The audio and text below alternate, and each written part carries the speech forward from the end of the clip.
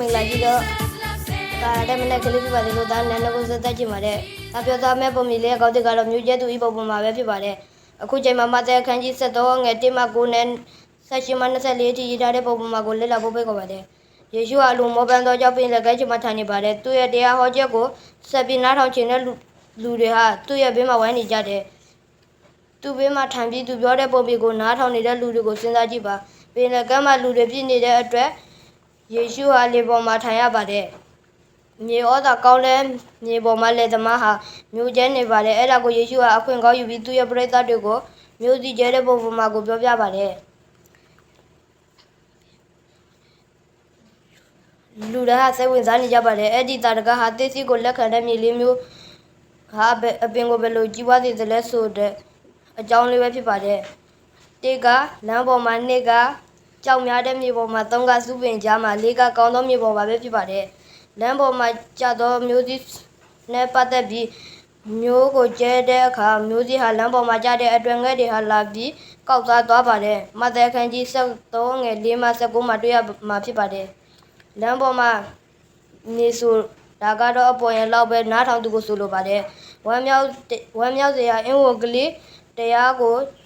သူတို့ဟာဘာမှသိရမှုမဖြစ်စေဘူး။ဘုရားရဲ့နှုတ်ကပတ်တော်ကိုကြားပြီးနားမလည်တဲ့သူတရားကိုသင်တွေ့ဘူးပါသလား။သူတို့နှလုံးသားမှာကြားတဲ့အရာကိုယန်သူစာတန်ကကောက်ယူသွားလို့ဖြစ်ပါတယ်။သူ့မှာဘာမှမရှိတော့ဘူး။ကြောက်များတဲ့မြေဆိုတာကတော့မျိုးစီတချို့ဟာကြောက်များတဲ့မြေမှာကြတယ်။မြေကြီးအသားကသိမရှိဘူး။ချက်ချင်းတော့ပေါက်လာတယ်။သို့တော့အမြေကမြေကြီးဆက်နဲ့ရိုက်ဆောင်မစင်းနိုင်တဲ့အတွက်ဒါကြောင့်နေဘူးရှင်မြစ်လာတဲ့အခါအပင်ဟာနန်းသွားပါတယ်။သူတို့အမြင့်ဟာမြေကြီးထဲမဆွဲတဲ့အတွက်ခြောက်သွားပါတယ်။မဿဲခန်းကြီး73ငယ်5မှ6နဲ့20မှ17မှာတွေ့ရပါတယ်။ကြောက်များတဲ့မြေကိုပုံဆောင်တဲ့နှလုံးသားမှာကြားတဲ့အင်ဝကလေးမျိုးစည်းဟာအမြင့်ဆွဲဖို့မြေကိုရှာပါတယ်။သို့တော်မြေကတိမ်တဲ့အတွက်အင်ဝကလေးတရားနေစရာနေရာမရှိဘူး။စိတ်ကလေးနဲ့သာမဆွဲမြဲဘူး။ဧဝကလေးတည်စကားကိုကြားပြီးဝမ်းမြောက်ဝမ်းသာကြတယ်။သို့တော်ပြဿနာနဲ့ဝမ်းနည်းစရာတွေ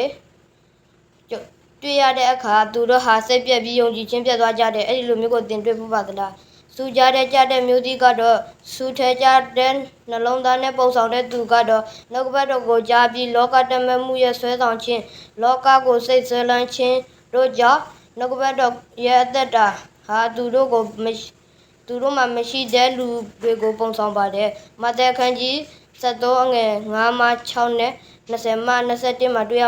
ပါတယ်။စူပေါ်များတဲ့မြေကိုပုံဆောင်တဲ့လူတွေဟာ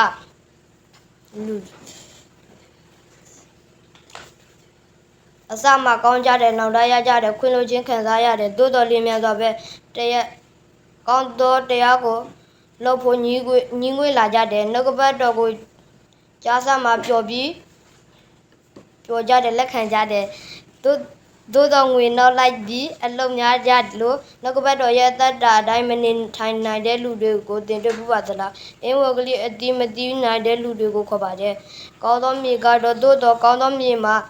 မျိုးဒီကြခြင်းအကြောင်းအရာဟုမူကားတရားစကားကိုကြား၍နှလုံးသွင်းသဖြင့်အစ30အစ60အစတွေဟာပွားပြီးအသီးသီးတက်သည်ဟုဆိုလို့တဲ့ဆိုတာမဿဲခန်းကြီး73အငယ်8မှ20မှာဖော်ပြထားပါတယ်ကောင်းသောနှလုံးသားမြေရှိတဲ့လူတွေဟာတရှင်သောဝိညာဉ်တော်ရဲ့စကားကိုနားထောင်ကြတယ်အဲ့ဒါဟာယူသားတဲ့နှလုံးသားနဲ့လူဟာဖျားရဲ့တရားစကားကိုကြားပြီးနားလည်တယ်လက်ခံတယ်လိုက်လျှောက်တယ်